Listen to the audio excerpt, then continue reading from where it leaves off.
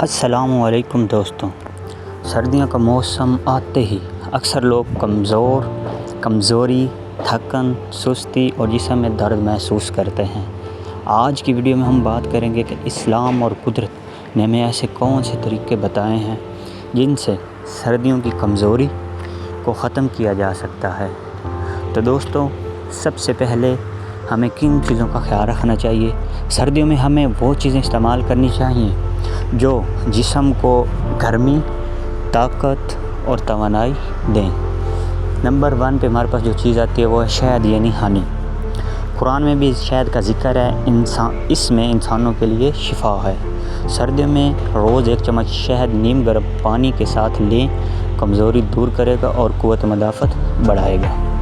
Number 2 پہ ہمارے پاس آتا ہے بادام، اخروٹ اور کاجو۔ یہ خشک میوے جسم کو حرارت اور طاقت دیتے ہیں۔ روزانہ صبح ناشتے سے پہلے 5 بادام یا پھر 2 اخروٹ کھا لیں۔ انڈے اور دودھ، پروٹین سے بھرپور غذائیں جسم کو انرجی دیتی ہیں۔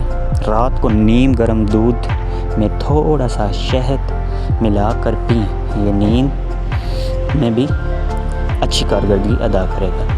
ورک یا ہلکی ورزش، سردی میں جسم کو کم حرکت کرتا ہے جس سے تھکن بڑھتی ہے۔ روزانہ 20 منٹ تک واک کریں، خون کی روانی بہتر ہوگی اور جسم میں گرمی پیدا ہوگی۔